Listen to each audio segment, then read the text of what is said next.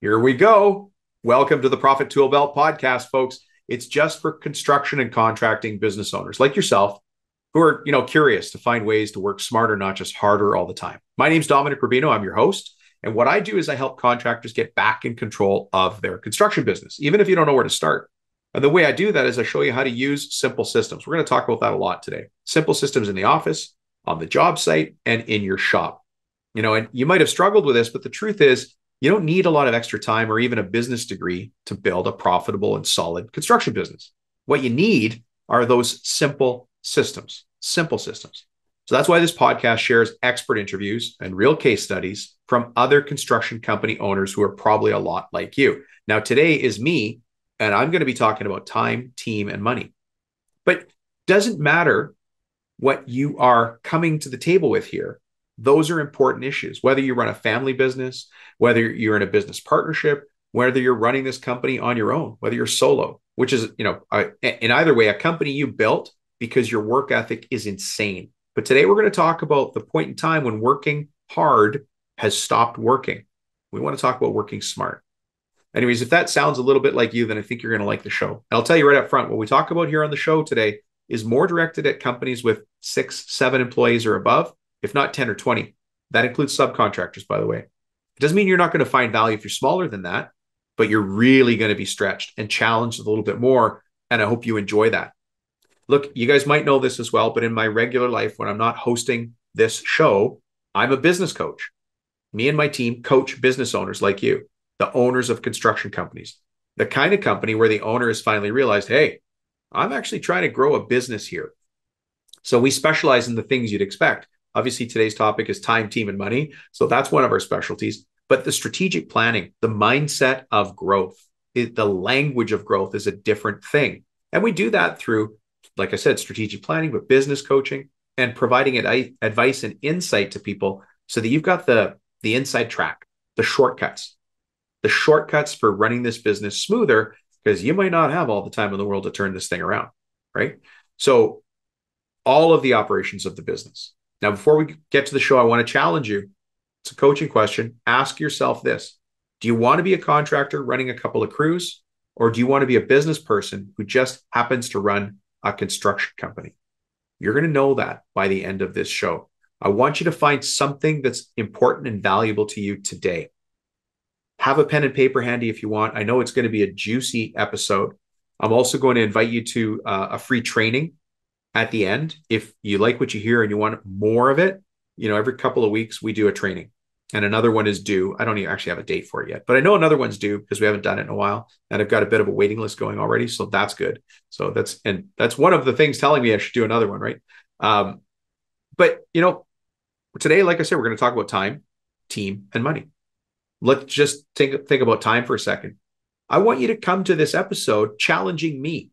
Hey, Rubino, show me how to save an hour a day. Show me how to save a week, a year, so I can take that vacation I've been promising my wife.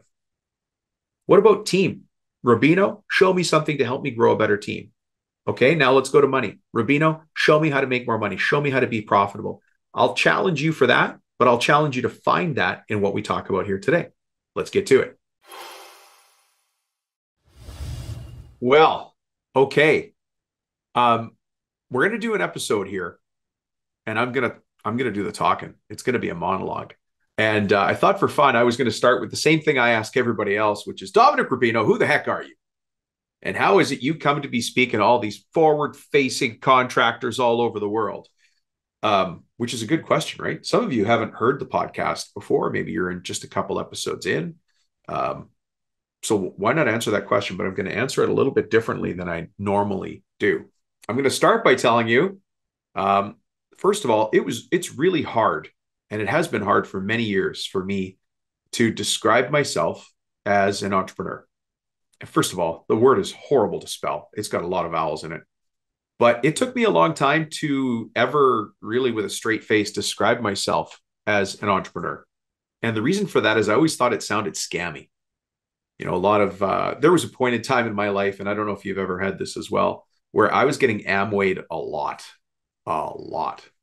People would run into me, whatever I was doing for my job or whatever business I was running, and they'd be like, you seem like a guy who's open to new opportunities. Why don't I come over to your living room with this flip chart, show you a new opportunity? And so they would call themselves entrepreneurs. And so it was hard for me to describe myself as an entrepreneur until I got to the point where I sold one of my companies, and I started this company from scratch, and I sold it, and I did well. I did well. It took me a long time to get there, though. This journey that I've been on. You see me today as a business coach. This might be the first time you've met me, or maybe you've known me for 2, maybe 5 years now. Going back in time with the podcast. But for me, this path started because I sucked at business. I mean, I was bad. I could outwork anybody. I had no problem getting up early, no problem working in the rain on a ladder with limited tools, making promises to homeowners. But I wasn't making any money. And, people loved me. They called me back for extra work. They gave me referrals to their neighbors. As a matter of fact, the first house I ever knocked on, this is when I was doing Christmas lights. The company was called the Yo Ho Ho Light Co. And guys, I have been trying to make jokes since I very first started. I just installed Christmas lights on people's houses in between exams at Christmas time. And I knocked on the first door. It was kind of like dinner time. And I said, hi, do you want Christmas lights in your house? And the guy quickly came outside, closed the door, and he's like, you got to be kidding me. My kids are telling me right now they want Christmas lights. And I don't have a ladder and I'm afraid of heights. Well, that was my first deal. Like, first house I knocked on. When, by the way, it wasn't my neighborhood. I went to a nicer neighborhood that was close to mine and knocked on their door. This guy, believe it or not, I don't know if you remember this, but he had ginseng farms. He farmed ginseng. He had acres and acres of ginseng way up in another part of the area where we live. Anyways, he ended up referring me to his mother-in-law, and I did her house, and then I did a bunch of other people. So I've always had people wanting to do work with me, but I couldn't make money to save my life. And I got really frustrated. And my uncle, who he's my uncle, he's one of my favorite uncles.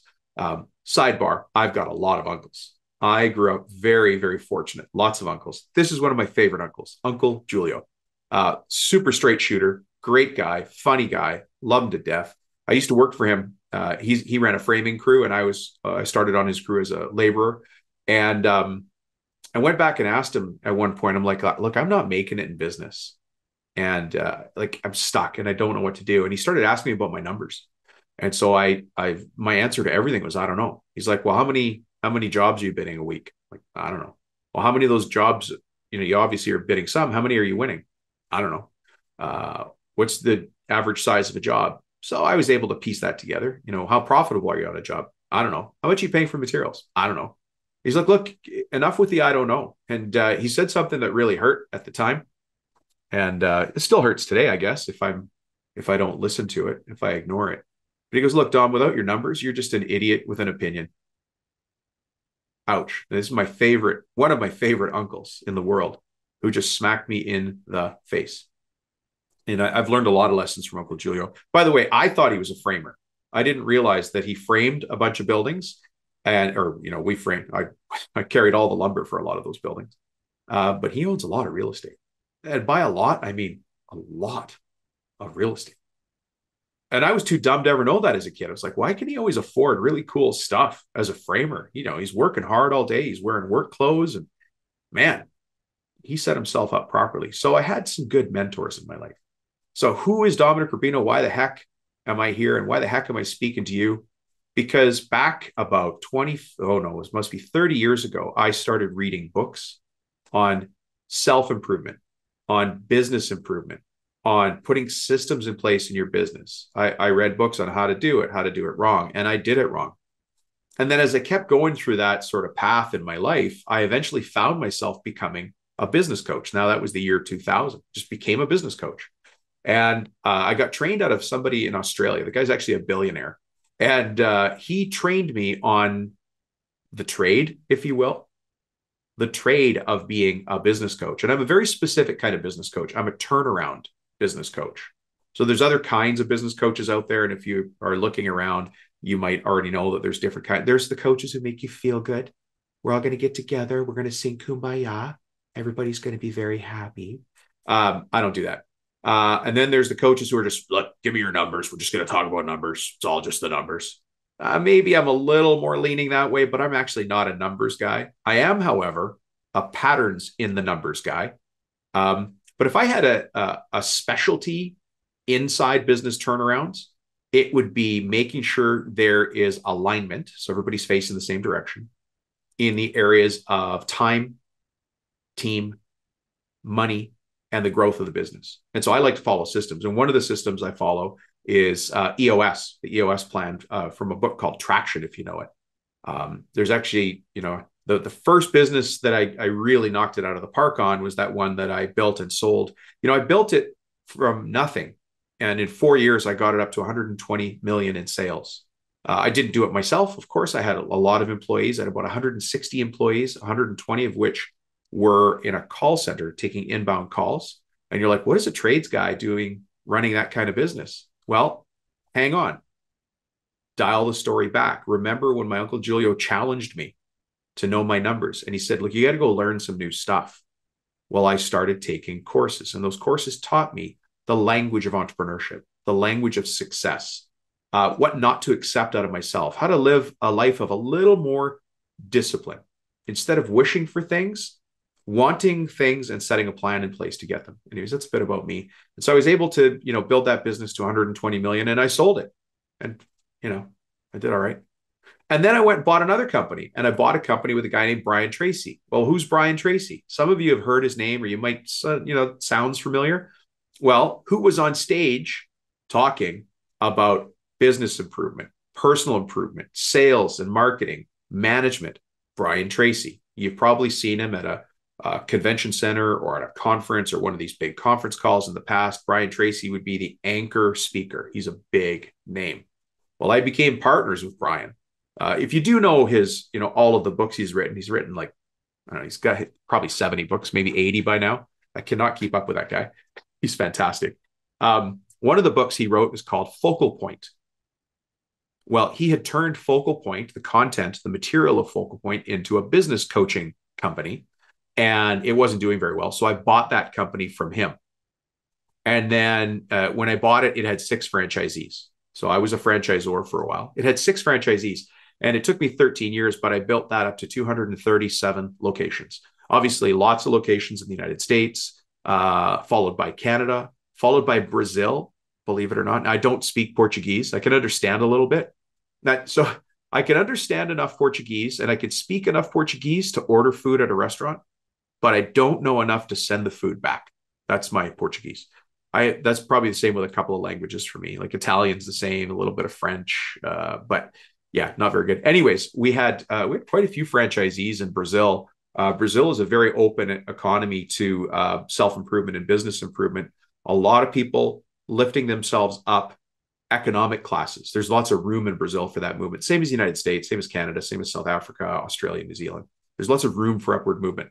South Africa has its own problems, but there's actually lots of opportunity there. Anyhow, long story short, who the heck is Dom? You know what? I'm a scrapper. I've never taken an ounce of financing to grow any of my businesses. That's called bootstrapping. I always do it through hard work. And then over time, I've learned to do smart hard work. So today's topic, let's get to that. Today's topic is how to hit $1 million revenue in your construction business or in your small business. Now, you can call it a small business. I'm going to call it a construction and contracting business. How do you hit that? How do you get there? So let me stop for a second. If you're listening to this show, you fall into kind of 2 camps, right? There's 2 kinds of people who listen to this show. The first kind of person is under $1 million in sales and wants to get over $1 million. And that kind of person might be you. And you're thinking, wow, life will be so different when we go from 900,999 ... to 1 million. And I have to tell you, it ain't. It's not going to be different. It's going to be more of the same, but you're going to add zeros to your problems and you're going to add zeros to your opportunities. By the time you get to that $1 million mark, you and we need to be talking about how you're pulling out more profits, because the bigger you get, the more profitable you can be. Now, you can be profitable small when it's just you and you're charging really high rates for what you're doing and you're adding lots of value, building very high quality. There tends to be this little dip Whereas you're growing, it's actually costing you money to grow as you're adding people, training them. They're not doing as high quality as you, which means you have lots of go backs, which means it cuts into your profits because it cuts into your overheads.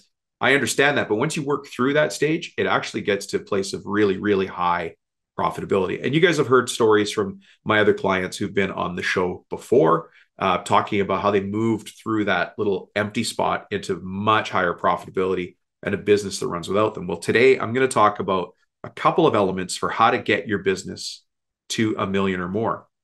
Now, you could be in the second camp where you're actually over $1 million.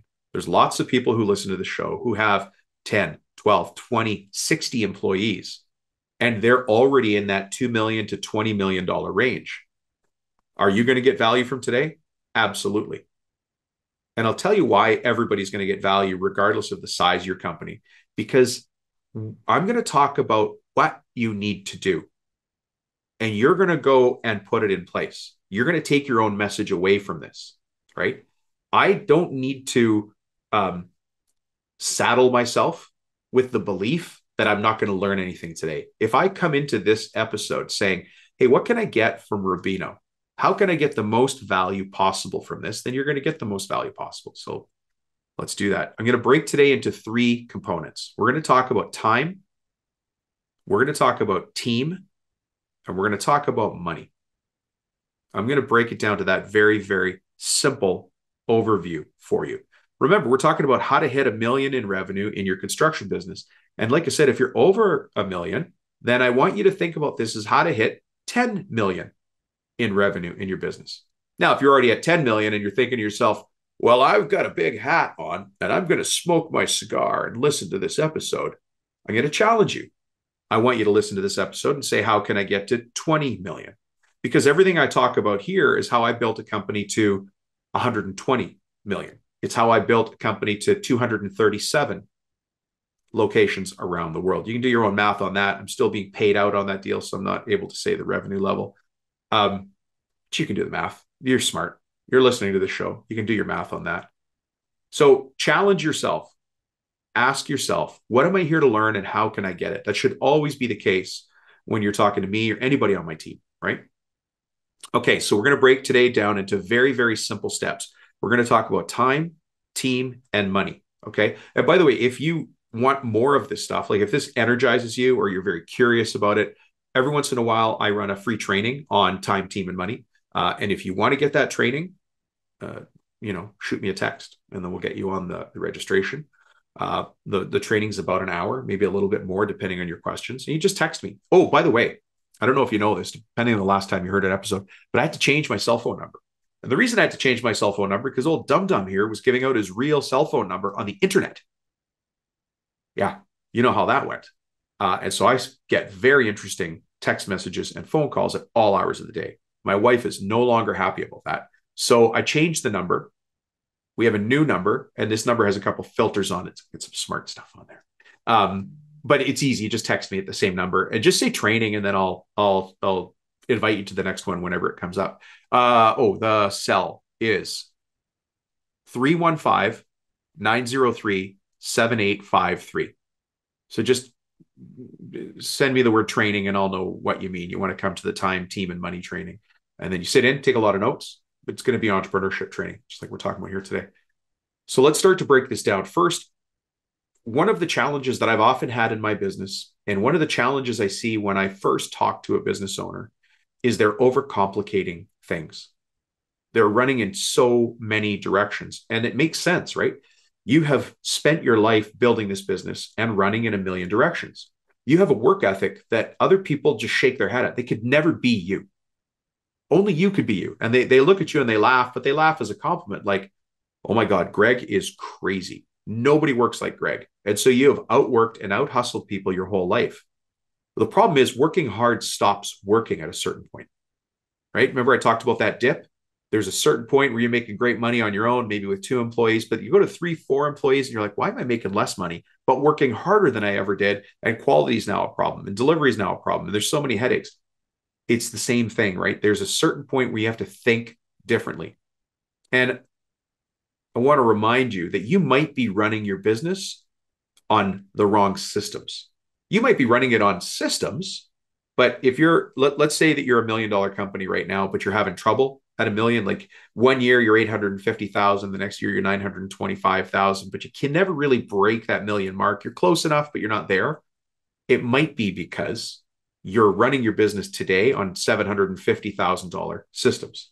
That's a problem. That's why you're feeling the strain, because you're using old systems to solve new problems that are coming up. But we need to modify the systems. And actually, what we need to do is continue to brutally, aggressively simplify things. Brutal simplicity. Like hack it down, simplicity. And that's the hard part. What makes this look easy and sound easy is that I have broken my nose in business many, many, many, many times.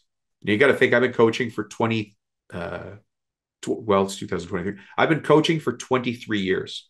Imagine that I coach 3 to 5 people a day, and I've been doing that for 23 years. That's a lot of people, a lot of situations, some crazy situations. I don't know if you may have, I don't know if you ever thought this, but I have. It would be great if my life was a TV show. And really not my life, but the stories I hear from clients and customers and situations that come up. It's incredible. It sounds like a TV show sometimes. But the challenge for me is to simplify things and come up with a clear order of operations about what to do next. That's what we're going to do here, right? So we're going to keep it simple. Again, we're going to be talking about time, team, and money. So inside of time, team, and money, I want you to think about your own situation. Do you have questions, or let's make questions more intense. Let's say, do you have a frustration right now in your business in one of these areas? In the area of time, are you stressed for time, like your own personal time? Are you stressed on production? Are you behind on schedules? Do you have people calling you saying you're not meeting your time promises? Is time, anything to do with time, a problem for you? The problem there is priorities. We'll get to that later. So time is one of the issues. If you've got problems with people or curiosities about people, we'll call that team. Who's on your team? That could come down to, can we find people? Recruiting right now is very difficult. But when we do find people, are we taking action and hiring them? Are we onboarding them right? Are we bringing them into our company the right way? Are we then training and managing them so that they get what they need, but we also get what we need? I'm giving you a job and I'm going to give you money, and in return, I need a certain amount of quality and output. It's a pretty simple, straightforward relationship. Let's just cut to the chase. I'm going to pay you and you're going to do the job. If you don't do the job, we're going to have a question about paying you, right? So we've got time, we've got team, we've got money, and then growth. Do you have questions about growth? Do you feel stuck? Do you feel like you've been dealing with the same problems in your business again and again and again? And if you have questions in any of those areas, what that means is working hard has probably stopped working. You need to look at things a different way. And I hope you guys know that when I encounter bottlenecks or problems in my business, as we all do, right? I'm always looking for problems with more zeros on it. I want to top grade my problems, go after the highest level problems. But I'm going to run towards that problem as fast as I can and as hard as I can, because problems are like bullies. When you go towards them, they tend to back up and change their stance a little bit. Go towards it. I will go over it, through it, around it, underneath it, but I will not let a problem stop me. My job is to find problems, and my job is to crush them. That's my job as a business owner. So this is why I can call myself an entrepreneur now, because not that I'm fearless, but you know what? I've got a lot of tools. I've been studying this for many years. I've had the chance to work with fantastic people like yourself. If you're listening to the show, you're a rare bird, I'll tell you that. And I've had a chance to see things from a lot of different situations. It's not like I don't make mistakes. I don't always have the answer, but I'll tell you what, I can come up with the right question. And once I have the right question, then we can figure out the right answer. But I will not be stopped. If you want some of that energy, then you should hang out with me more, right? Come to that webinar. Come to that training. Listen to more episodes. Get the book. Yeah, I don't care if you get the book or not, but get the book, right? Hang around people who are more forward-facing so that you're also a forward-facing person. That's what you want to do. If you're only hanging out with the people on your team, nothing wrong with that, of course, but they see the world the way they see the world, which is a world of wages, which is a world of overtime, which is a world of I'm owed overtime and I'm owed wages. When you hang out in a world like this, where we are business owners, where we are entrepreneurs, we create the opportunities for ourselves. That's a very different place. It's a very different world. This isn't part of the overall script, but I'm working on this for the webinar, the training webinar, the one I mentioned before. Because thousands of people listen to this show, but millions are invited, right? So, okay, hold on a sec, Dom. Is that a problem or is that an opportunity? You have millions of people invited to listen to the podcast because it's available on Apple iTunes or Google Play. Like, it's available everywhere. And it's on YouTube. So roughly a gajillion people. Roughly a gajillion. But then only so many listen to it or watch it, right? And I'm like, okay, well, that's interesting. And then I have the free training. I'm just looking back in my notes here because I want to see these numbers. Where are we on those numbers? Wow, it's that far back. I was looking at how many kids play baseball in North America and how many kids play football in North America. Give me a sec here. I'm going to look it up. This is worth doing. And then, okay, how many kids are playing baseball in America? 15.6 million. How many people get drafted to the MLB in a year? 612. What's that as a percentage? 612 out of 15.6 million. That's very low. Is it worth doing? It's like 0.002. Let's do this. 612 divided by 15 million 600,000 equals 0.00004%. You're like, Rubino, where are you going with this? Hang on. Follow me for a second. How many kids are playing hockey? Those of you who like hockey, I'm talking to you all in the northern United States and all of Canada. There's about 2.3 in the United States. There's around 600,000 in Canada. So let's just call it 3 million. Well, how many get drafted into the NHL? In 2020, 216 new players were drafted into the NHL. So I'm going to go 216, let's just say divided by 3 million, because this is going to be a rounding error. Here's the percentage, 0.000072. It's a very small percentage. If you're listening to this show, you're exactly the same as somebody who got drafted into the MLB, into the NFL, into the NHL, because this show is offered to millions. Only thousands will listen, and only a few will get to this episode. And then even fewer have decided they're a forward-facing entrepreneur and they'll come to the trainings. They're going to take that next step in their life. And if you take that next step and you come to something like the free trainings, or, if you're in this environment, you're a different cat. And the reason I say that is you got to congratulate yourself. Right now, wherever you're standing, take one hand, hold it up as if you're going to high five somebody. Take the other hand and hold that up and high five yourself. And a big overhead clap. That's why I say you're a rare bird. This material, what we're talking about right now, how to improve, how to grow $1 million business, is what everybody talks about, but you took action to listen to this show. Today, we're going to specifically talk about time, team, and money, the biggest concerns I've heard for 23 years. And it's free. All you have to do is download it. Make sure your phone is charged. There you go. But you're a very rare person. So continue taking that action. Continue being part of this group. If you haven't joined it already, join the Contractor Strategy Group on Facebook. It's not waste of time Facebook, by the way. We only talk about business owner questions there. William, just this week, who's one of the members of Contractor Strategy Group, posted a very important question about the problems he's having with his guys meeting his production standards. He's got quality standards for the stuff he builds, and guys aren't meeting it. And so there's a big active conversation in there, because the only people in that group are business owners. And it's a safe place for business owners to talk business owner language. You can't have those kind of conversations with the guys on your crew when you stop at the taco truck, because if you do, they're going to look at you like you're some hideous monster, and you're not. You and I create jobs for other people. You and I put Christmas gifts under Christmas trees, from the work we're doing today for the jobs that get produced in 6 weeks, 6 months, and the jobs are going to get paid for in 8 months that pays their payroll for them to do that Christmas tree, or the turkey on the table at Thanksgiving, or the tent trailer in their driveway so they could take their kids camping. That's what we do. So we're not like everybody else. Anyways, let me get to time. Okay. We're going to go to time now. So here's one of the important things for keeping your business simple. I'd like you to look at your use of time. Now, if you're frustrated with time, I get it. Time and time management is like brushing your dog. You're just, you're just never done. Like you brush the poor thing, he's all happy. Hey, I'm so happy you're brushing me. I'm so happy you're brushing me. You brush the dog, you put the hair away, and you come back out and you pet the dog, and you're like, "Are you kidding me? I just brushed you." That's the same with time management. Time management is something you're never done with. So we have to learn ways to cheat the system. We have to learn the hacks or the shortcuts.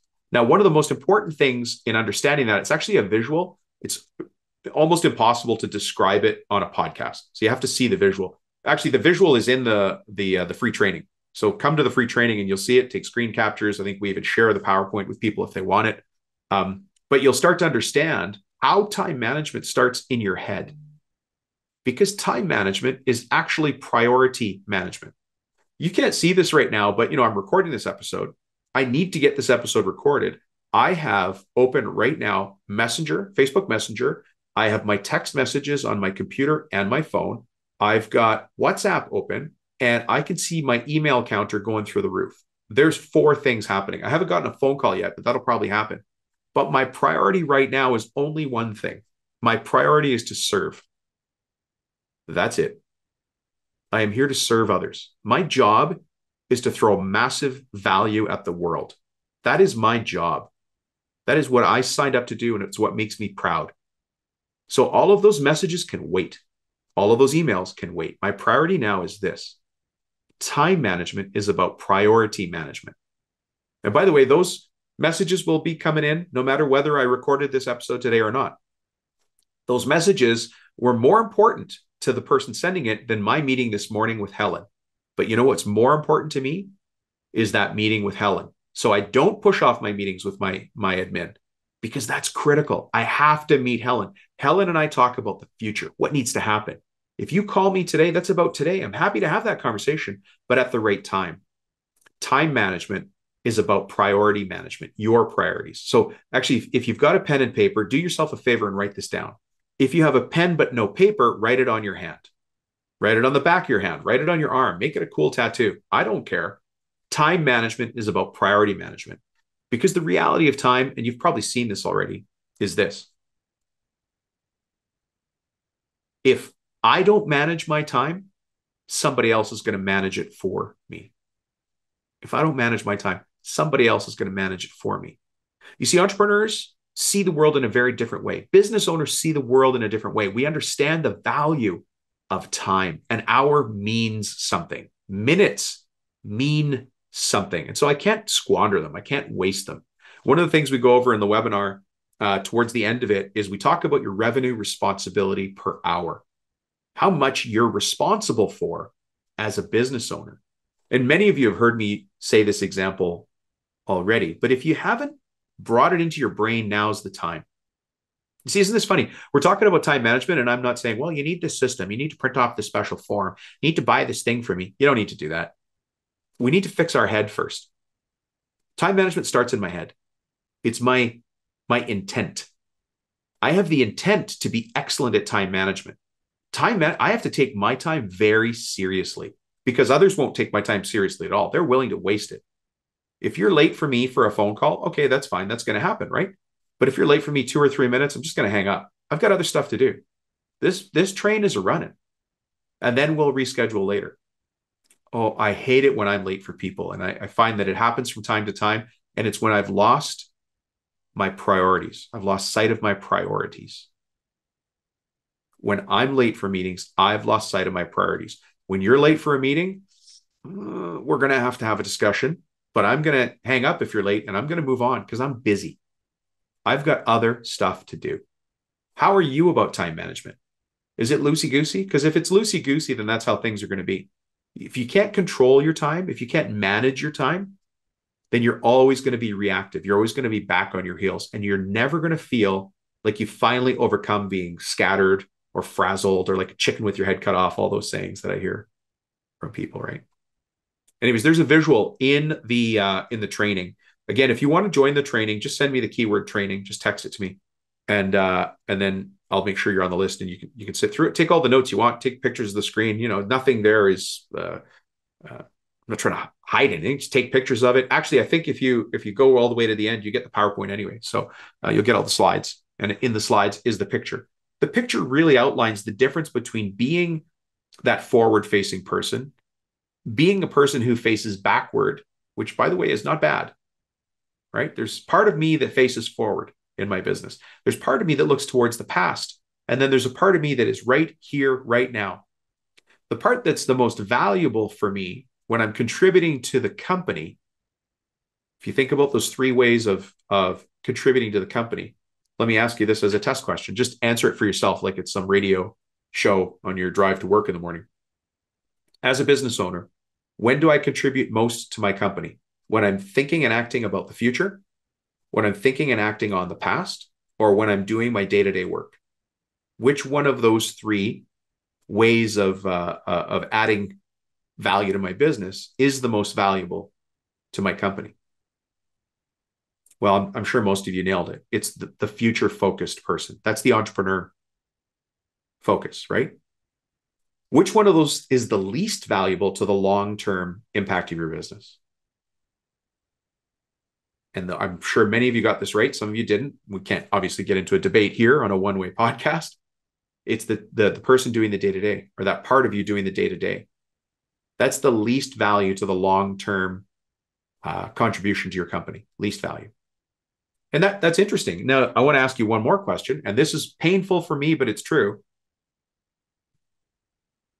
Let's look at you and me right now. So me, Dominic Rubino, this moment in time, you can look at your watch.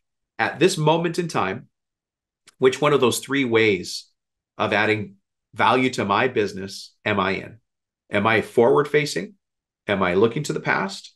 Or am I stuck in the day-to-day? The answer is I'm stuck in the day-to-day because I have to deliver value on this podcast, or you're simply going to hit the stop button or the end button or the unsubscribe.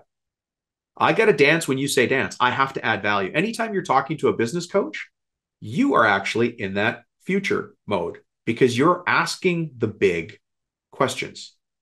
You're asking, how can I be better at time management? How can I improve my team? What if we made more money? What if we were more profitable? Those are the questions you're asking. I got to answer them because I'm in work mode. Now, as soon as the podcast is over, as soon as I finish recording this, I go back into that entrepreneur mode like you are, and you go back into technician mode. But understand that anytime you're working with me, anytime you're working with your business coach, you're actually at the highest level of contribution to your business you can be. So how does that relate to time management? Because if you don't put your time in the right places, you're always going to stay small. And nothing wrong with small, but there is something wrong with being small and broke. There is something wrong with running this business for wages and one day selling your truck and asking the guy if he also wants to buy some hand tools along with it. That's not what I want for you. If that's what you want for you, no problem. This show's entertaining. Go ahead and listen. But you and I are probably never going to meet. If in your mind, you're like, I'm here for something greater. If in your mind, you're like, Dan, hey, Dan, I know you're probably listening. How are you, Dano? Dan was in something that we run called boot camp. And Dan had, the same goals a lot of people do. Dom, I want to take boot camp to get control of my time, make more money. Great. That all sounds great. Good to go. What I didn't understand about Dan, not going to use his last name, although you'll see him in the recordings because we record every boot camp episode for the people so they can watch, the past episodes. Dan bought his daughter braces, cost him $7,000, and he cut a check. You have never seen a man so proud, like just being the dad he wants to be, because his daughter needed braces and he was able to just cut a check because we got him profitable. So not everybody wants to be, a gajillionaire and be on Shark Tank or Dragon's Den or whatever the show is called in whatever country you're in. You don't have to be that, but you want to be able to cut a check when you need to cut a check. And Dan wanted to cut a check to pay for his daughter's braces. So what you're going to do with the money is always more important, right? Anyways, we're still inside the concept of time. I want you to understand time management is about priority management. Well, here, let's actually use Dan as an example. Dan's busy. Dan does kitchen renos, right? He does renovations, kitchen and bath and stuff like that, right? Taking time out of his day to do boot camp training could look like a very poor use of his time, except that Dan started to understand how I use my time directly relates to the success I'll have in this business. And so he was able to take that little tiny mental leap. And now suddenly he learned things to help him be profitable. We got him more focused. He had simple systems in place. He could bid projects, he could estimate for profits with confidence. And of course, he wins some of those deals. And now he's doing great jobs and he's got money in the bank. And when his wife comes to him and says, hey, our daughter needs braces, he says, you know what? Okay. Tell me how much that is. And he just cut the check. You hear the same story about James, hear the same story from John. There's lots of people who have the same stories. But you have to get in the mindset of who am I hanging out with every day? And when you're hanging out with the right crew, with the right group, that momentum pulls you forward. You start to realize, hey, if I change my decisions a little bit here and there, I'm going to change the simple systems running my business. When Dan started, his systems were $300,000 systems. His systems now are I'm doing this from memory, 1.04 million. So just a little over $1 million. Same Dan, same truck, different customers, higher job sizes, more profits, was able to cut a check for his daughter. Doing the same work, but working smarter, not harder. So anyways, if we wrap up the time piece of today's episode, time is important because time management is about priority management. Understand your priorities and understand that your priorities have to be priorities. They have to come first. You've got lots of time in the day. Deal with your priorities up front. And as we talk more about that, definitely in the training, and definitely if you ever, hang out with us more or take one of the courses or become a coaching client, whatever you decide to do, you're going to see that time is a recurring theme because your time is important because you are a person of impact. We have to maximize the impact of you. We have to maximize the impact of you. Now, I know that sounds egotistical, like, oh, Dom, who does this guy think he is? I think you're fantastic. I think you're creating jobs. I think you're making promises to people in the field. It doesn't matter if it's residential or commercial. And then you're making sure those promises are kept because your name's on that agreement somehow. It takes a big person to stand up and say, I will put my name to this promise. We will sign a document that says that I will put my name to this promise and I will deliver on that promise. It takes a big person to do that. A lot of people would never do that. And yet you do. And so that's why I think you're a big deal. That's why I think you're awesome. And hopefully you're smiling and you agree with me. All right. So let's call time taken care of for now. Again, if you have curiosities about it, you want to learn more, come to the training. It's free training, by the way. The next thing we want to move on, because we talked about time, is now we want to talk about team. So people in your company. Now, some of you are going like, oh, Rubino, I'm glad you got to this part. People are such a headache. And until we can run this whole shooting match on robots, people are going to be a big part of things. I learned something from a guy named Sharma a couple of years ago. He and I were both speaking at a conference, and we got to talking at the bar. Super good guy. By the way, completely reinvented himself. He's a brand new immigrant. But he started buying trades franchises. So construction and contracting trades franchises. And I could only imagine why he would buy franchises. When you buy a franchise, you recognize the value of systems. Remember, I was a franchisor. So I sold franchises and I supported franchisees. When you join a franchise, it's because you want turnkey systems. You want to buy the business and have it working right away, right? Anyways, he was a what's called a multi-unit franchisee because he owned a bunch of franchises in different kinds of trades, home service and commercial service trades. So he was speaking at the conference like I was, blah, blah, blah, blah, blah, blah. So he and I were talking to the bar afterwards, and he was, kind of doubling down on what he was saying from stage, which is, look, when it comes to people, there's really only two things that happen. You've either hired the wrong people or you've hired the right people and trained them wrong. Sorry, you've either hired the wrong people. I got that wrong. Sorry, I blew that part, and we're not going to edit it out of the show. He said to me, Dom, this is what I believe. You've either hired the wrong people or you hired the right people and you trained them wrong. Either way, it's on you. And that kind of absolute taking ownership, taking personal responsibility is one of the success indicators. It's a little flag that I look for that says that person's a winner. That person is moving forward in their life. They're willing to stand up and take responsibility. I know he was telling the story to me, but he very passionately believed that he took responsibility for the people in his company. I'm either hiring the wrong people, my responsibility, or I've hired the right people and I trained them wrong, my responsibility. And so you and I maybe have never met. And so please don't take offense to this, but have you hired the right people and just blown it?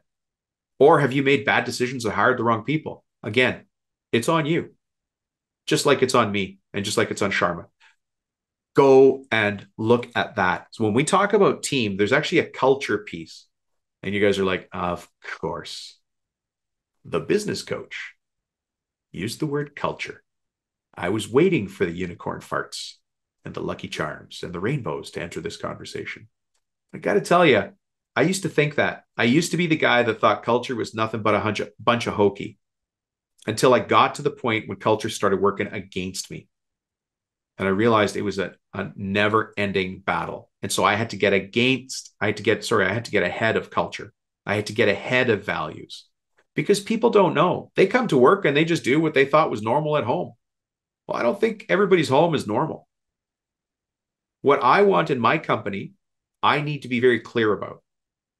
I need to set what the direction of our company is, right? I need to be intentional about running the company. It's not hard. There's just a couple of simple principles to keep in mind, just the same as time management. One of the things, by the way, under time management is there's this for people that go to the webinar, there's this thing called 52 weeks of time management, and you kind of opt into it. It's kind of fun, right? But for 52 weeks, you're going to get a text message every Monday with a time management tip. That's a simple system. The simple system is going to remind you. It's going to just show up as a text message. You don't even have to do anything with it, but it's just running like this software system in the background that continually checks away at you, but you're putting the right info in your mind. See, that right information is flowing into your mind. You choose to act on it when you need to. Same with culture. I need to put the right information in my people's mind. What does it mean to be on our team? Well, they don't think about it every day when they're cutting wood or laying concrete or moving sod. They don't do that while they're load balancing an HVAC unit. They don't do that. But when the time comes to understand what to do and what not to do in a situation, they're going to remember, oh, I remember the boss said, quality is important. And the thing he always says or she always says is this: we are proud craftsmen. And so you know what? They do the little things because they remember that at our company, we're proud craftsmen. So they put on booties when they go into somebody's home, right? Or they hang a dust barrier, a vapor barrier, dust barrier between the home and the work that's going on because we're proud craftsmen. So you have a value of quality, but you bring it to life by reminding everybody we're proud craftsmen. One that's actually very important to a lot of people listening to the show is faith. Now, we don't talk about faith, and I don't do faith-based coaching, but if faith is important to you, whatever faith you are, how do you bring that to your people without telling them they have to change to your religion? Don't do that, by the way, get in a lot of trouble. But how do you bring faith into the conversation? Well, you do it in little ways, right? Little ways like we don't cuss, curse, or swear at this company. We just don't. We don't, right? And you could press down on that or ignore it if you want. If you swear at your company, that's fine. I don't swear at my company, so you don't, just assume that this is important to you for a second. But if that's important to you, well, then you need to tell your team we don't cuss, curse, or swear, especially in front of customers. Because if you're a home painter or you're a landscaper or you're installing kitchen cabinets and you accidentally hit your thumb, Jesus, never happened to me. How you react to that is important because they've got kids in the other room listening. It's not my job to introduce those words there. And so blah, blah, blah. My point here is if faith is important to you, how are you bringing that culture to your company without saying, you have to be of my faith, because that's off the table. But you can still do it by enforcing the kind of vision and values that you have in the business. Now, there's a simple way to do that. And again, it comes down to a picture. Visuals are very important. Visuals for me as a business coach, for me as an entrepreneur, in all the companies I've turned around, in all the companies I've ever bought, in all the companies I've ever built, I've used lots of visuals. This visual here for team, for culture, is actually used to be day one of training, slide number 2 of training, when I had 120 people working for me in my call center. There was a point in time we were hiring 10 people a week. I couldn't keep up with the growth internally. I couldn't keep up with the growth. And do you know who I was competing with for these staff, for these people? I was competing with a little store you might recognize called Wendy's. There was a Wendy's down the street, and they had the big A-frame sign out saying, now hiring Wendy's. You can work here for a part-time job. I'm like, I'm going to put a sign out front of our place too. And so we had people who came in with their resume, they're holding their resume between their 2 fingers just at the corner. Hi, it says you guys are taking applications. And we would hire those people. They had to meet certain criteria, but they were just looking for a job. They weren't looking for a new way of thinking. They weren't looking for a new way to see the world. They were looking for a job, a check. They were going to go to Wendy's. Now, the other people we hired were medical office assistants, because the other company I had there was in the medical industry. Like I said, I'm an entrepreneur. You'd think I'd say contracting and construction, but I've been in contracting and construction, but I've also been in other industries as well, because I'm an entrepreneur. Because these concepts we're talking about here, this could be a dental podcast, my friends. This could be a podcast for dentists. It could be a podcast for mortgage brokers. It could be a podcast for general contractors only. We're talking the same language. It's the language of success, the language of business. Anyways, if you want to see this picture, because you have to see the picture to understand it, the visual, it plays a big part in helping people understand it. I would deliver this visual on the first day of training so that everybody understood what the rules are for being in my company. And these rules sit above the rules of, close the bathroom door. If you took the last coffee, take the coffee pot. We got to get above that, because I can't make a rule for everything, but I can have a software system, an operating system, these little reminders that go into people's heads. That's way above.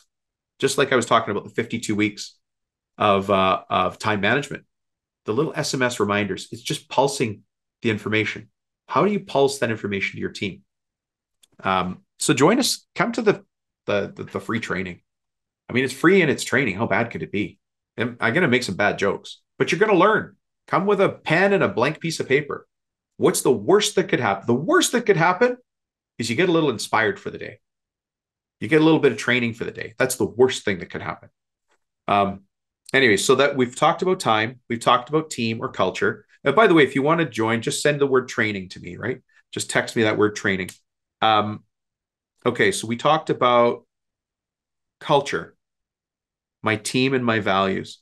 Oh, the one thing I wanted to remind you in the world of culture is, if you're having trouble, and William's having trouble right now, he's on the contractor strategy group. That's where I was talking about the post meeting.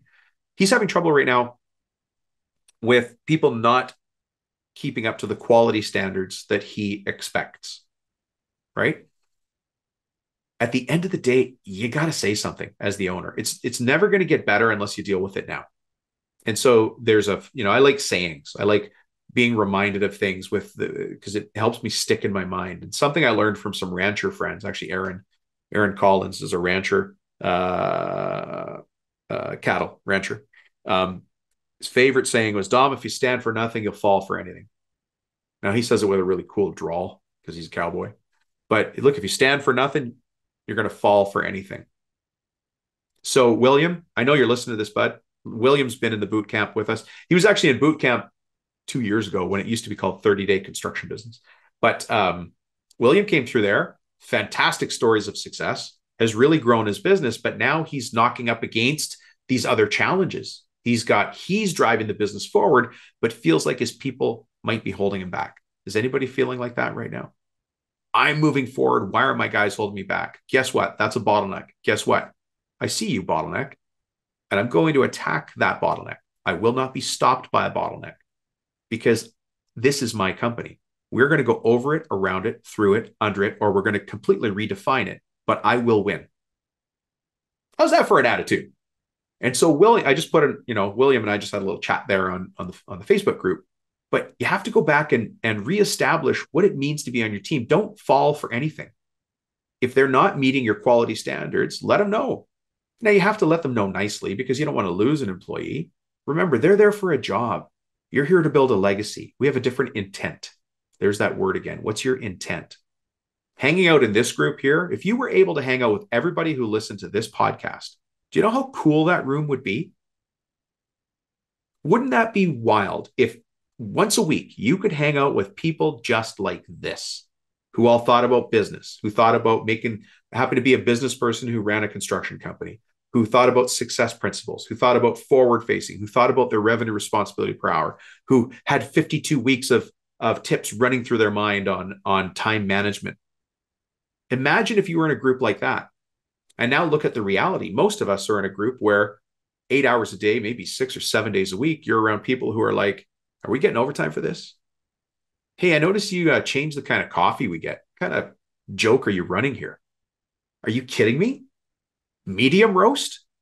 We used to have dark roast. Why are you cutting costs there? You know, these tiny little conversations that just drive you nuts. You have to think the big things.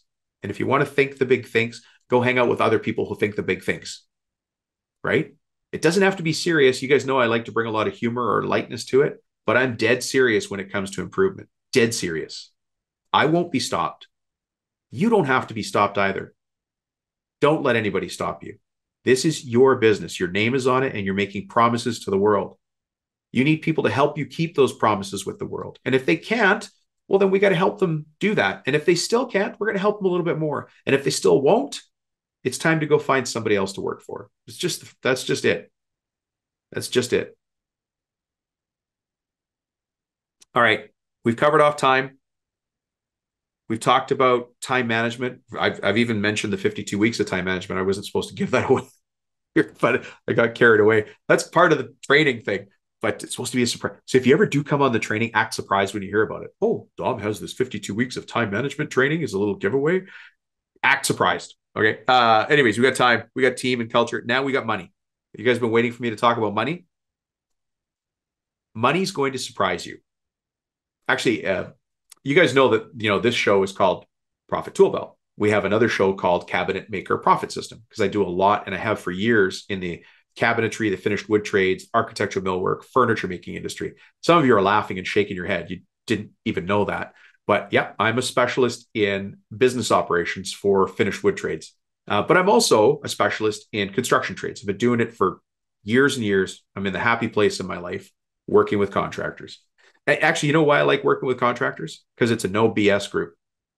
Way back when I first started in the year 2000, I thought, well, if I'm going to be a business coach, I'm going to go work with dentists and chiropractors. And those guys can't make a decision to save their life. They're truly not business people. They're hardcore technicians, but they have real tough time making decisions. And it just didn't jive. I did well. My clients did well, but I didn't like it. My first client ever made pool tables. So finished wood trades, right? He made pool tables. My second client made coffins, caskets. And so I've been working with construction trades, and I've been in construction and trades if I say my whole life, functionally. Anyways, we're going to talk about money, but we're going to talk about money from a different perspective. Remember what my Uncle Julio said. Dom, if you don't know your numbers, you're just an idiot with an opinion. Such sweet language from my uncle. But that's how family talks to each other. I love you, Uncle Julio, if you're listening. When it comes to numbers, there's too many numbers to watch in your business. Remember at the beginning, I said, we got to keep things simple. The reason there's too many numbers to watch is because many of us think the only numbers to watch in the business are what the accountant gives us. Now, the accountant gives us very important numbers. Your bookkeeper, very important numbers. But those are the bottom third of the numbers I need, because all of those numbers are the outputs. Those numbers are just the end of the story. I actually need to understand the beginning of the story, the transition from the beginning to the middle of the story, the transition from the middle to the end of the story, and then the end of the story. And so there's other pieces here and listen, I'm sorry they don't teach this in school. It is a shame. Just a flat out shame they don't teach this in school. But you're hearing the straight goods now from me. And I learned this from other people too. I didn't make it up. I'm not smart. I'm just repeating what I've heard and learned and tested and measured. I've spent hundreds of thousands of hours and probably millions of dollars to learn these simple systems because they don't always come across my table as simple. I have to simplify them. I've got to make them easy to understand because when I learned them, I think one of my favorite sayings that I used to tell teachers when they're trying to explain something to me is I'd say, let's say the teacher's name is Sandy. I go, Sandy, I've learned tougher things, so I don't remember what they are. Not everything comes across your desk as a simple system. It's very hard to make something look simple. And when you see somebody make something look simple or easy, you just know it took them a long time to get there. Little side story here. We had a retaining wall built at our home and we wanted granite for the retaining wall. It's probably only 3.5 feet tall. My wife hired the guy. She does all the contractor stuff at home because I'm off working. And so I come home one day and he'd already started working, but he's at the front of the house and we park around the side. And as I get out of my truck, I can hear tunk, tunk, tink, tunk, tunk, tink, tunk, tunk, tink. And for those of you who are masons, you already know where this is going. That guy did not waste one move. He didn't look like he was working fast at all, but he got that thing done, not lickety split, but it just always progressed, always moving forward. But that tunk, tunk, tink, every move he made with his mason's hammer fractured that rock the way he wanted. How many years did he have to work to make it do that? Because I tell you what would happen if I was out there, you'd just keep hearing tunk, tunk, tunk, tunk, tunk, swear word, tunk, tunk, tunk, oh, tunk, tunk, I give up. That's what you would have heard from me. But I don't think this guy even broke a sweat. Tunk, tunk, tink, tunk, tunk, tink. Simple systems. It's hard to make something look easy. And so when I have to apologize, if I make things look too easy, I apologize. I've just been doing it a long time. Making money is easy when you focus on making money the right way. If working hard has stopped working, it's time to work smarter in your business, right? That one we can all get our head wrapped around. Now, what's the first step? Well, keep listening to the show because on every show, I try to pack in as much value as I can with the hopes that you take one thing and put it in place in your business. Right? I run a free training because I want to find other ways to reach out to people. And some things have to be visual, right? You have to see some things. And so having that webinar for the training, that lets you get on there, take pictures of the screen, get the PowerPoint slides afterwards. But you get the visual. I just want to add lots of value. Some of you are going to want to work with me in the future. Fantastic. But many of you aren't. Remember the numbers I was saying. How many kids are playing baseball? 2 million? Oh, sorry, 15.6 million kids play organized baseball in the United States. 612 get drafted to the MLB. When we talk about hockey, what do we say? About 3 million between USA and Canada. 216 get drafted to the NHL every year. Millions of people had the opportunity to listen to this show. Only thousands actually acted on it, and you're one of them. And then some of those will come to the webinar or decide to talk to us on the side and talk about really improving their business. If you decide to do that, you're already like the draft of the NHL, the NBA, the NFL. It's a very small number, even though success is out there for all of us. So when it comes to money, most people don't know those secrets. They just look at the accountant numbers. And of course it's confusing. We're not trained as accountants. You're really good at framing. You're really good at doing forms. Maybe you're really good at doing fly forms. Maybe you're a heavy equipment operator. Maybe you're a cabinet maker. Maybe your specialty was cabinet painting. Maybe your specialty is sales and you never knew how to build a cabinet. I don't know what it is. But now you're here to learn about the business of business. So when it comes to money, look at your business like this. And here's the exercise. Before you come to the training session or whatever, I want you to take a blank piece of paper and a pen. I want you to leave the office. I want you to turn off your phone. I want you to go to a coffee shop and I want you to face the corner. I want you to put in your headphones so nobody's going to bug you. And I want you to write down the customer's journey through your business and do it as a flow chart from the top to the bottom. They phone us. We ask them a bunch of questions. Then we have a meeting. Then we decide whether they're going to do it or not. All those things, just write those down as a list. Just write that as a list. That's it. Do that. Do me a favor. Write that as a list on the left-hand side of the page. Here's where the important numbers come in. And I'm giving it to you right now, folks. You've got everything you need right here. What might be missing is the accountability, the reminders, like the 52 weeks of time management training. That's a reminder system, right? If you don't have accountability, if you don't have a reminder, you're going to hear this idea. That's okay. Just let it go in your head and let it sit there. You're picking up what you need to, and it'll gain its own momentum, right? But write down that list, top to bottom. Somebody phones us, we ask them some questions, we decide to meet, we find out what they need, put together a price, decide to do the work or not, do the work, charge them for it, collect. There you go. Basic system, right? Next to each of those line items are 3 numbers that are important to you. For instance, if we look at the very top, we get a phone call. How many phone calls did you get? How many of those phone calls turned into appointments? Do that for each of those steps. Try to find 3 numbers that are interesting or would be curious for you. And once you start to track those numbers, by the time you get to the accounting numbers, those accounting numbers make sense. They make a ton of sense. Keep in mind, your accountant's job is to reduce the amount of taxes you pay. Let's not fudge around with it. Your accountant's job is to make sure you pay less or the least amount of legal taxes. Not no taxes. That would be a totally different podcast. You're going to pay taxes, but you want to pay the least amount of legally allowable taxes. And that's your accountant's job. My job is to bring you lots of money, to make your life simpler. I want to bring you more profits. Your accountant wants to reduce your taxes. So we look at numbers a slightly different way. That's why when your accountant says, well, look at last year, you made money on paper. And you go to your wife, it says we made money, honey, but we took wages. Actually, we skipped wages sometimes. But the accountant says we're profitable. Yay. And yet you're not making money. You're not pulling money out. You can't do like Dan and cut a check right now for your daughter's braces, or for your son to be on a travel team, or for your wife to go on a choir trip with the church because they're going to do a tour of, the next state over. You want to cut that check, but if your company can't do it, you're kind of wondering, why the heck do I work so hard? Why am I working so hard if I'm not getting anything back? After a while, that starts to eat at you. Go back and look at your numbers. And if you're not sure how to look at the numbers, contact me. We'll talk about it. I'm happy to talk about it.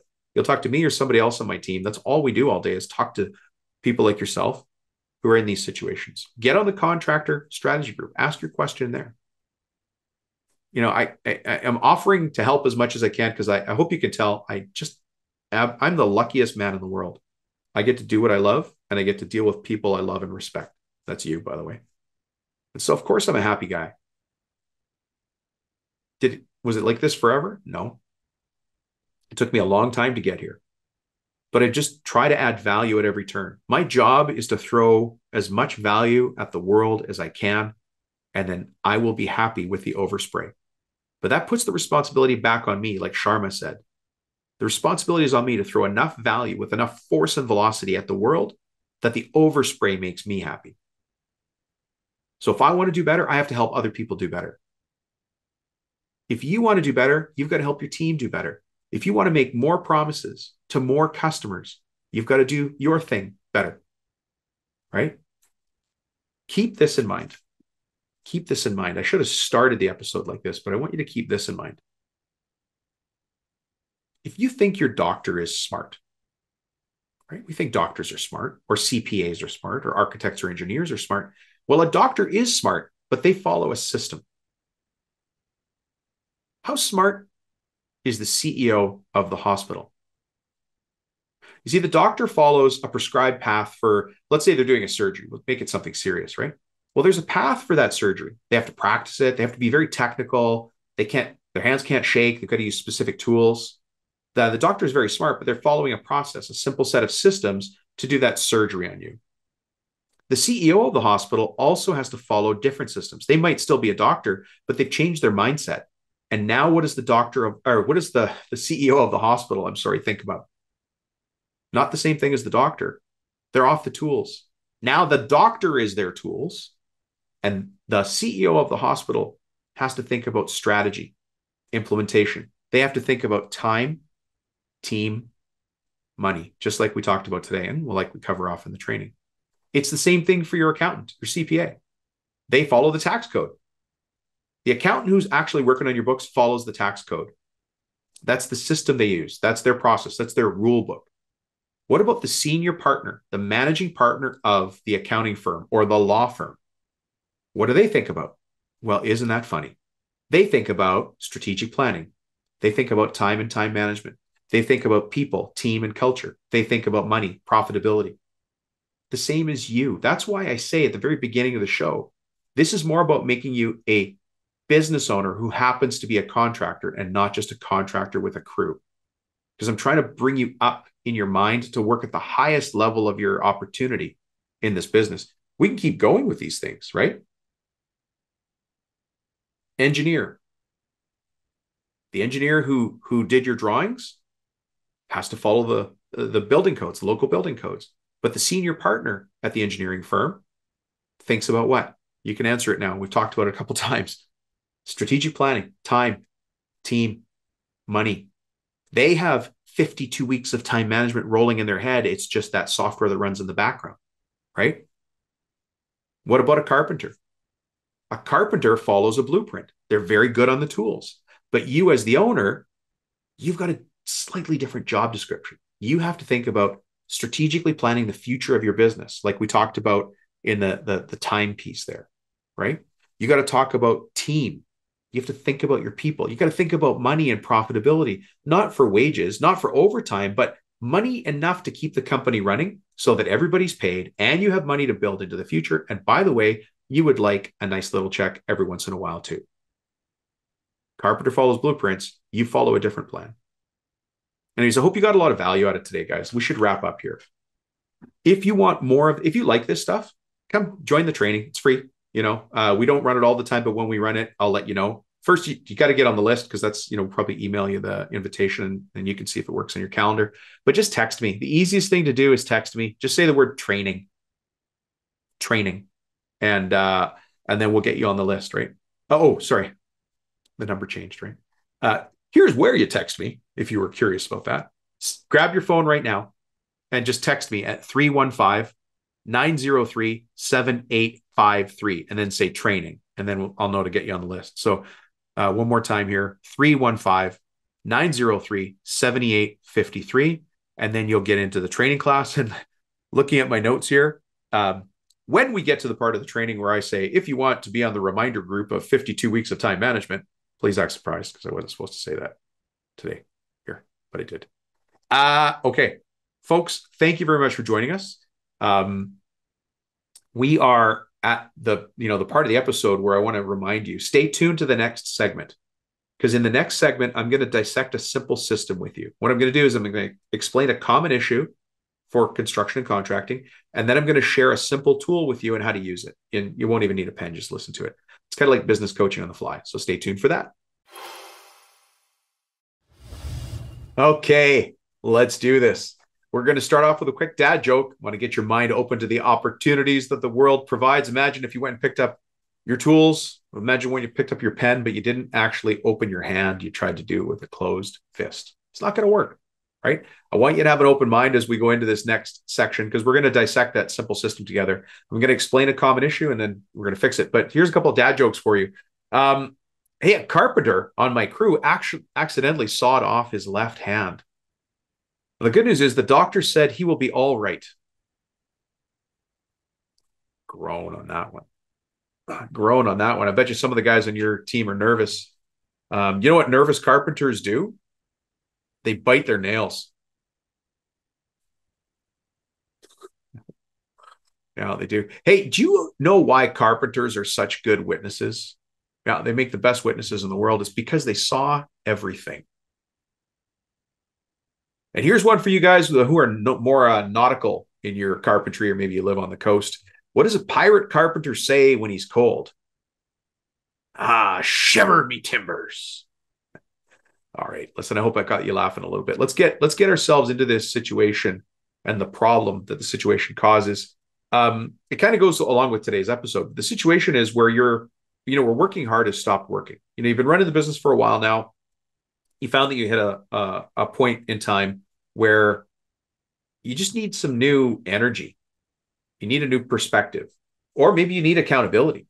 Maybe you just need an accountability partner, somebody to help you stay on path, but somebody who's not going to judge you for having big dreams, right? No matter how hard you try, you can't get ahead. And it's hard. We talked about this already in the episode, but there's times when you need to talk to somebody, but you can't talk to the guys on your crew. I mean, the fact is, if you have a payroll problem, you can't talk to anybody about that. I mean, unless you're hanging out with people like us, right? Because that's a normal business owner conversation. We're in a bit of an accounts receivable pickle. And it is not a good pickle. It's a bad pickle. And I might have I might have a payroll problem. Well, other business owners, other people in our mindset are going to talk about it from a solutions point of view. They're not going to talk about it like, oh, payroll problem? Should I start looking for another job? Because you can't say that on Friday if you're going for beers with the boys, right? Now, if you ask your father-in-law the same thing, what's he going to say? Maybe he's even a business guy, but his priority is going to be his daughter and his grandkids. He's going to say, I knew you weren't good when we met you. And now you're failing me like I said you would. Right. So you can't talk to your father-in-law. What about if the rep comes by for pneumatic tools? He just wants to sell you more pneumatic tools. He's going to listen for a little while, but at some point he's going to pull out his clipboard and say, how many do you want? We want to put you on a service agreement. So who do you have around you to keep you focused on working smarter?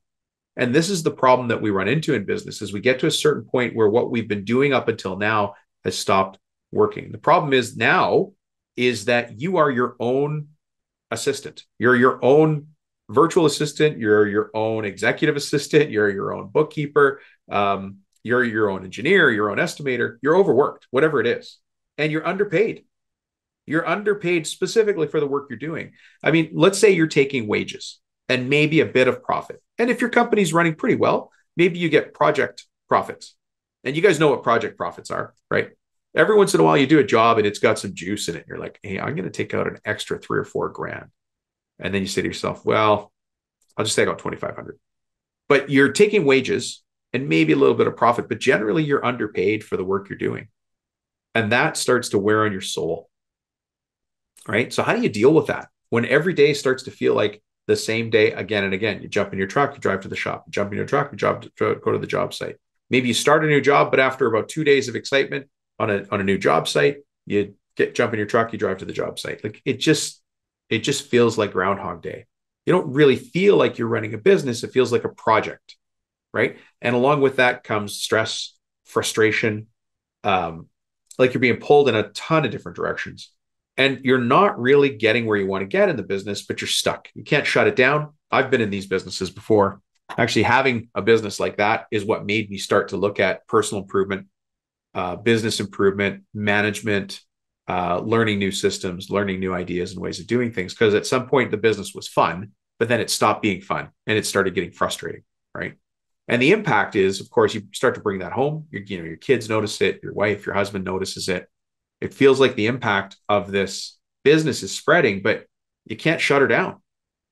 But going forward doesn't seem to be working either. There's an impact. It's impact on how much time you're spending in the company, and that time has a real impact. If you're like me, you've got aging parents and you start to look at them and think, well, I can't change my business now because at some point I'm going to have to take care of my folks.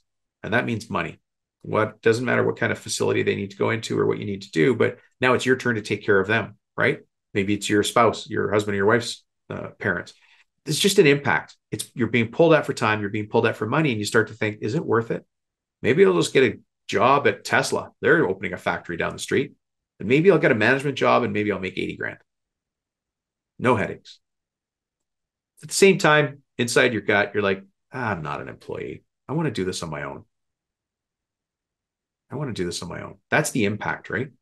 So the good news is also the bad news. You're not alone. The reason I know that story, the reason that resonated with you even a little bit and with some of you a lot is because I hear it all the time, because I'm in the very fortunate position of having this show and being a business coach. I speak at trade shows. I speak for industry associations. I talk to media publications that deal in the industry. I talk to you. We run the training classes. I just hear it and it's consistent. And by the way, it doesn't matter if you are in Toronto or if you're in Toledo. It doesn't matter if you're in Seattle or Sarasota. It doesn't matter if you're in Sydney. It doesn't matter if you're somewhere in New Zealand. It doesn't matter if you're over in the UK. Well, they have different language in the UK, like different, we've got punch lists, they have snag lists. Some things are different, but really at the end of the day, the business is the business. Business is the business. And like I said, we've been running contracting and subcontracting businesses for years.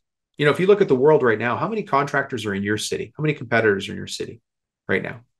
Take that number. Let's say there's 100 in your city who do kind of what you do. Maybe let's just for the sake of it say you do fences and decks, or maybe you say you do cabinetry, or you're an electrician. Okay, let's just say there's 100 guys like you in your city, just to pick a number. Well, how many cities your size are there in the country? There might be a million other electricians, a million other cabinet shops, but are all of them stuck, or are they looking for ways to move forward? Now, just because you're looking for ways to move forward doesn't mean they are. And just because your business runs a certain way doesn't mean their business is running a certain way. But we are all running those businesses all around the world, in our own cities and other cities around the country. Why are you trying to reinvent the wheel? There's systems that work and there's systems that don't work. Simply working hard gets you to where you are today. But at some point, you get tired. You just get tired. You need new inputs. You need new information. You need new ways of doing things to help you grow. Imagine if your kid came to you and said, "Hey, Dad, I'm a real success. I'm taking grade 9 again. I'm getting really good at it." It's like, that's a problem, son. You're supposed to be getting better all the time. Yeah, but it's my third time in grade 9. I'm really good at it. And by the way, I'm the king of the football team. Well, of course you are. Of course you are. You've been in grade 9 3 times. Like, are you doing that in your business? Or are you continually moving forward, learning new things and progressing as you go? Because we have to learn, we have to grow, right? No need for you to reinvent the wheel, right? Anyways, we talked about this earlier, but there is a free training I'd like you to take part in. If you haven't had a chance, it runs every once in a while. It doesn't run all the time, but it runs every once in a while. We just had one a couple of weeks ago, so I'm due to actually stick another one on the schedule here. So this is perfect timing. Join us. It's called Construction Millionaire Secrets. It's a live training. It's the live version of Construction Millionaire Secrets. By the way, Construction Millionaire Secrets is also the name of the book. That's where very creative. Mr. Rubino is very creative, which is what they said on my report card in school. That just suddenly flashed back in my mind. Anyways, it's a live training and it's coming up in a couple of weeks here. We're going to talk about time. We're going to talk about team. We're going to talk about money. So if you liked what you heard in today's episode, we're going to do more of that. There are some visuals that you'll be able to get.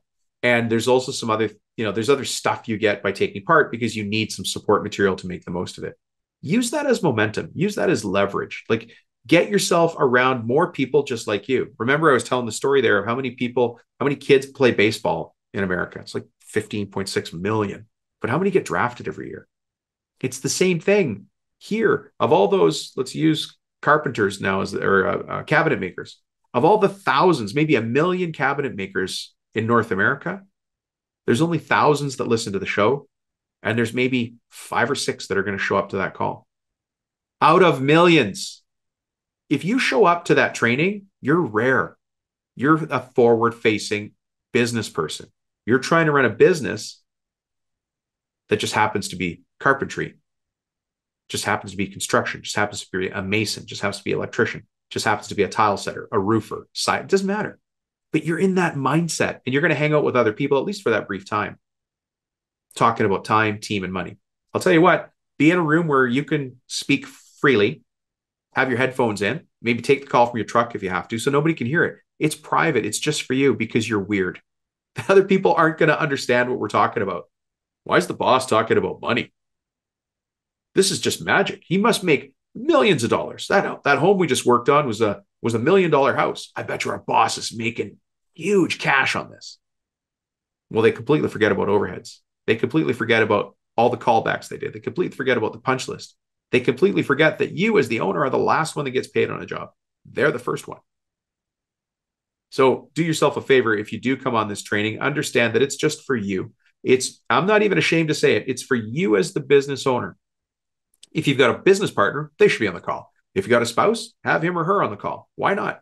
Why not? The more the merrier. Let's all learn together. Anyways, just shoot me a text if you want to join it. I've said it a couple times in the show, but I will say it one more time.